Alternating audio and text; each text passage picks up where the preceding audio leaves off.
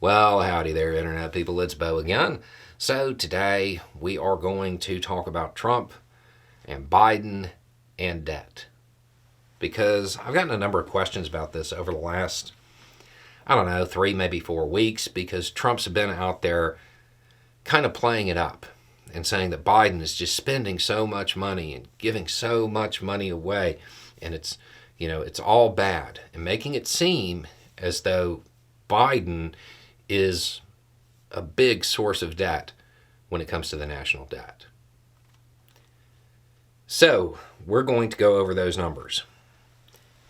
This is 10-year new borrowing. We will go over the gross numbers as well because I know somebody's going to ask. But for Trump, during his time, $8.4 trillion. That's what was added to the debt. Biden, 4.3. And I know right now somebody's got their hand raised, and you're going to say, but COVID, fine. Let's take Trump's COVID relief out of it. That was $3.6 trillion, which leaves him with $4.8 trillion, which is still more than Biden's $4.3 trillion. But if you're going to take out Trump's COVID relief, you have to take out Biden's as well. And Biden's was $2.1 trillion, leaving him with $2.2.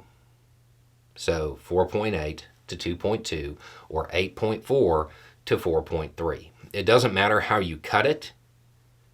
Trump added way more, almost double, than Biden did. Gross numbers, because I know somebody's not going to want to hear the massaged ones. Trump approved $8.8 trillion of gross new borrowing and $443 billion of deficit reduction. That's where you get the 8.4 number. Biden did $6.2 trillion of gross new borrowing and $1.9 trillion of deficit reduction. That's where you get the 4.3. But even if you were to exclude the reductions, Trump still added more. There is no way to cut it in which he added less. It just doesn't exist. Okay, so what was the money spent on? I mean, that would be a good question. Now, you have the normal bipartisan spending packages, the budgets and all of that stuff. Those are a wash when you're talking about this. Because those are the House, the Senate, and the President. There's a lot of deal making going on, and it just is what it is. So you look to their actual programs, the stuff outside of that, to see where the money went. Trump, tax cuts for the rich.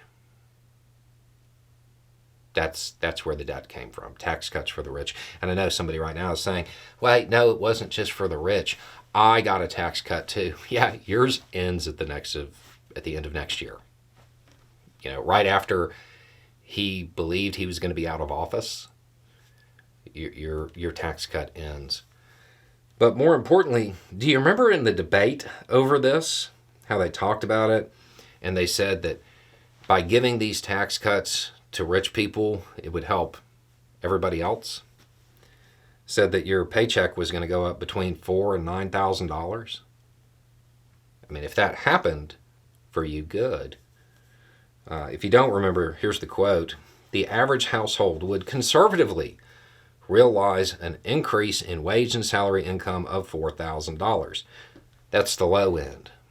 Another estimate said $9,000. It did not trickle down. Okay, so Trump spent that money, tax cuts for the rich. What did Biden add the debt for? Student debt relief and health care for veterans. Those are the numbers. It does not matter how you cut it, what metric you use, whether you use the adjusted, the 10-year, the gross, it doesn't matter. Trump added more debt, period. The idea, and it's a substantial amount We're not talking about, just a little bit here. 8.4 to 4.3 or 4.8 to 2.2. These numbers, super easy to find. So anybody who is telling you that, it's Biden spending all of the money, they're lying. These numbers are incredibly easy to find. So next time you hear this topic come up, when you hear them talk about Biden spending all of this money, it's on all of these different projects, right? It's just an endless list.